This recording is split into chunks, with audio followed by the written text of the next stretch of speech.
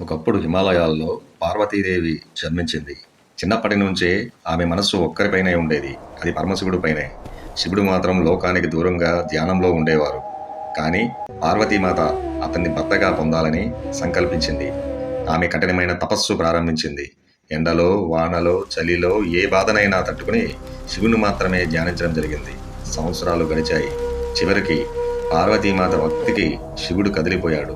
ఆమె ముందు ప్రత్యక్షమయ్యాడు. నీ ప్రేమ, నీ భక్తి నన్ను గెలిపించింది పార్వతి అన్నాడు. ఆ క్షణం పార్వతీమాత ఆనందంతో కళ్ళు నిండిపోయాయి. తర్వాత దేవతల సమక్షంలో శివపార్వతుల వారి దివ్య వివాహం జరిగింది. ఆ ప్రేమ కథ మనకు చెబుతుంది, నిజమైన ప్రేమ అంటే సహనం, నిజమైన భక్తి అంటే నమ్మకం అని. ఎంత కష్టం వచ్చినా సరే నిజమైన ప్రేమ ఎప్పటికీ గెలుస్తుంది.